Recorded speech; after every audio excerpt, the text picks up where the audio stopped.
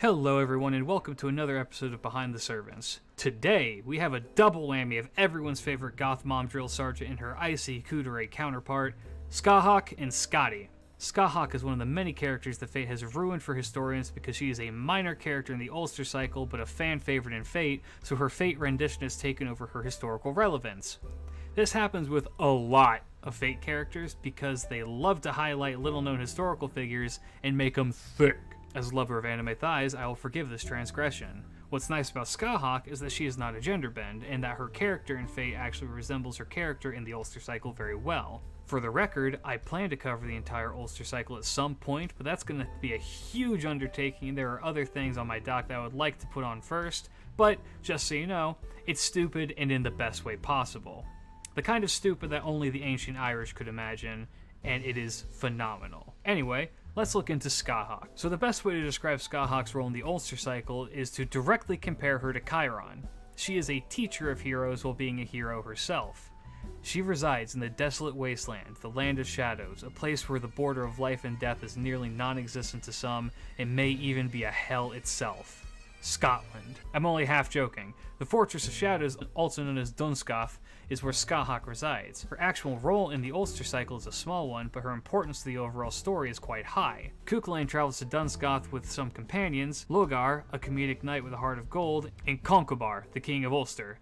They initially trained with Domhnall, a witch who eventually curses the group for spurning her daughter, but before this, she directs them to Scathach. Ku then travels with Ferdinand, his brother and eventual rival, to go and meet up with the hero trainer. Upon their arrival, Scathach agrees to train the pair. During their stay, Ku had an affair with Scathach's daughter, Uahach, but ended up breaking one of her fingers by accident.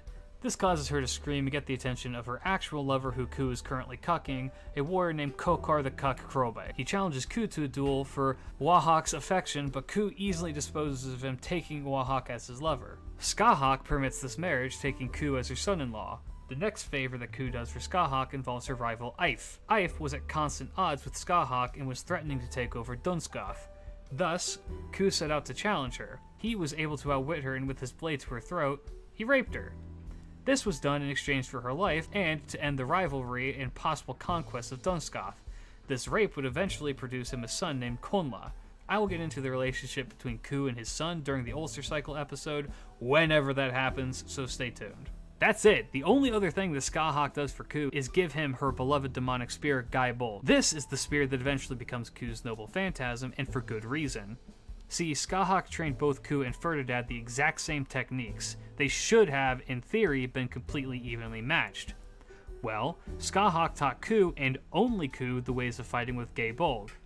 Given that it was a demonic spear made from the corpse of a sea serpent named Curid, who died fighting another monster named Conhan, for the eagle-eyed viewer, that is the name of Ku Alter's noble phantasm, this training of Gaibol is what gave Ku the upper hand in his inevitable fight against Ferdinand. I have neglected to leave out my usual weaving in skills with lore because in the case of Scathach, there is very little with her in terms of lore. I read the entire portion of the Ulster cycle where Scathach is present. She is never mentioned to be a godslayer, which is a huge part of her character in Fate. The only reason she has a primeval ruin is because she's briefly described as a witch. The only part of her in-game kit that actually pertains to her lore at all is the Wisdom of Dunscath ability, which is essentially the ability to survive and be an immortal arms master in Scotland. There is more mention of the friendship of thy thighs in her portion of the story than her being a slayer of gods, which granted, Fate nailed because I would love to be friends with her thighs. For the most part, the in-game Scathach is an OC of Nasu's, made from a footnote of an Irish, actually Scottish Amazon, and yes, she is described as an Amazon. But that's it for Scathach, and now we're on to Skadi. I chose to cover these characters together not just because they share the same vessel, but because I can't justify a 2-page script on one of the most popular characters in the game. So instead, I'm wrapping them together because there's a good amount of information on Skadi. For the record, I do not plan on talking lost spoilers, so if that is a concern of yours, rest assured. Skadi is a character that's close to my heart as she hails from my home country of Norway, specifically Scandinavia. In fact, it is postulated that Skadi is representative of the land of Scandinavia, as the initial etymology of the word Scandinavia, which is Skaden in Avia, which means island of shadows. Skadi, much like the name Scathach, means something along the lines of shadows or darkness, which draws another connection between the two. However, it is debated by some scholars that Skadi was influential in the naming of the land, and that is more just language being strange. Skadi was the daughter of Thassi, a shape-shifting giant who is well known in Norse mythology for kidnapping Loki, after the god struck the giant with a rod while the giant was in the form of an eagle. The rod stuck to the giant and Loki's hands to the rod. Thassi then flew off with Loki in tow. Loki panicked due to the situation and begged to be let down. The giant agreed on the condition that Loki kidnap a goddess by the name of Idun. Loki agreed and was set free. He managed to bait Idun out from her home with golden apples, and when she was in the open, Thassi grabbed her. To those curious, these golden apples were vital to the god's longevity and were tended to by Idun. So, with her gone, the gods began to age and wither.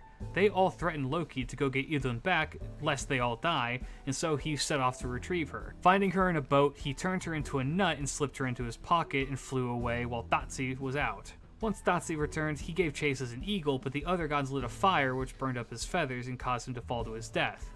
So what does this have to do with Skadi? Well, this is the first introduction of Skadi to the gods. Hearing about her father's death, she wore her battle uniform and set out to confront the gods. Rather than fight, the gods made offerings to her to appease her until she was eventually placated. Among these offerings was the hand of one of the gods, Njorda, in marriage, to which she agreed. This is possibly why she is referred to as the Bride of the Gods. Other information about Skadi can be found in the Norse prose known as the Poetic Ebba. We learn from this that she lives in a realm known as Trindheim. For the curious, the Norse world revolves around the world tree Yggdrasil.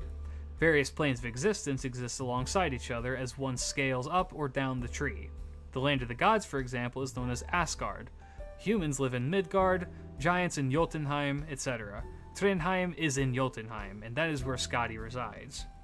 Later on in the poem, there is a feast that the gods attend, and Skadi, being the wife of one of the gods, attends as well. At the feast, Loki and Heimdall have an exchange. Heimdall is a god who knows of, when, and how Ragnarok will take place. Loki is the linchpin for setting off Ragnarok, so the pair are discussing this. Skadi tells Loki that the gods plan on binding the free-spirited trickster should he continue down the path he is currently on. Loki responds to this by saying that it was he who was the first at her father's death. To this, Skadi responds that Loki only ever gave baneful advice, while Loki says that she sounded more friendly in bed, an insult he uses against most of the goddesses. Man, family meals are rough. Well, it turned out that Skadi's predictions were true, and after the gods had enough of Loki's constant troublemaking, Skadi herself placed an immortal venomous snake above the trickster's head to forever drip venom onto him. Loki's wife Sigyn catches it in a basin, but once the basin is full, she must empty it. And as the poison drips onto Loki's face, he screams and thrashes, and this is what causes earthquakes. That is her primary story. There is another rendition of Skadi that appears in the Volsunga saga, which is where we get Sigurd and Brynhild. But in that rendition, Skadi is a male and not really the same deity, so I will cover that at another time. For now though, let's look at her skills. Much like Scathach, she has a primeval rune. For Skadi, this makes sense because the Norse used the runic language, and the letters were said to be imbued with certain magical properties. In fact, many of Skadi's base attacks include the runic language in them. I'll have an image of it up now rather than spending the next 7 minutes dictating it to you, but I do want to highlight the very clever one that they slipped into her death animation. When she dies, she creates the rune Awaz, which means birch. Traditionally, birch is associated with death and funerals. Well played, DW. Her second skill, Shivering Blizzard, is from her association with snow. Skadi was a goddess of winter, mountains, bow hunting, and skiing, the former two being the most important for this skill. She had the ability of setting blizzards upon those who wronged her, and could bring about harsh, unforgiving winters, should she desire. Finally, her third skill is Allfather's Wisdom. The Allfather is another name for Odin, and also for Santa Claus, funny enough. I predict that at some point in the future, we will have a Santa Skadi. Come back to this video if it happens. Let me know. Anyway, Skadi gets this skill because she is said to have married Odin after leaving Njordur. Thus, he would have imparted his teachings to her as she became mistress of the king of the gods. Skadi and Odin would have many children together, one of which would go on to be the king of Norway, a man by the name of Samhain. Finally, as for her noble phantasm, the Gate of Sky is actually one of Scathach's noble phantasms. The Gate of Sky is in reference to the castle on the island of Skye, which is a real place in Scotland. According to its description in-game, it is the gate that leads to the land of shadows, and as such, the boundary of life and death is dimmed. This is why it provides allies with an evade and instant death immunity. But that's it! That is both Scathach and Skadi in the books. Thank you all so much for watching. Please let me know what you think in the comments. If there is a servant that you would like me to cover, please let me know that as well. Like the video if you did, share it with your friends, subscribe to catch these videos when they go up. Thank you for 400 subscribers. This is a little bit unreal for me, I'll be real with you. Thank you guys all so much for the support. But for now, keep your chin up. Peace.